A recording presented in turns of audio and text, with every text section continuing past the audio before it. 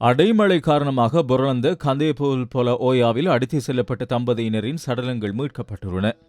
வெளிமடை பிரதேசத்தில் நேற்று பிற்பகல் பெய்த அடைமழை காரணமாக பொருளந்த கந்தேபூல் போல ஓயாவில் நீரில் அடித்துச் செல்லப்பட்ட தம்பதியினர் காணாமல் போயினர். அவர்களை தேடும் நடவடிக்கை முன்னெடுக்கப்பட்ட நிலையில் அவர்களில் பெண்ணின் சடலம் நேற்றிரவு பிரதேசவாசிகளால் மீட்கப்பட்டது. இந்நிலையில் இன்று காலை காணாமல் போன ஆணின் சடலம் மீட்கப்பட்டதாக போலீசார் தெரிவித்துள்ளார்கள். குறித்த நபர் போலீஸ் விசேட அதிரடிப்படையின் சார்ஜன் எனவும் கோனஹேன முகாமில் சேவையாற்றியவர் எனவும் தெரிய வந்துள்ளது. பலாங்குட மெத்தேகந்த பிரதேசத்தில் உள்ள வீடு ஒன்றின் மீது நேற்று இரவு பாரிய மரம் ஒன்று முறிந்து வீழ்ந்துள்ளது. இதனால் குறித்த வீட்டுக்கும் முச்சக்கர வண்டி ஒன்றுக்கும் சேதம் ஏற்பட்டுள்ளது. வீட்டில் 2 பேர் அனர்த்தத்தின் போது இருந்த நிலையில் அவர்களுக்கு எவ்வித பாதிப்பும் ஏற்படவில்லை.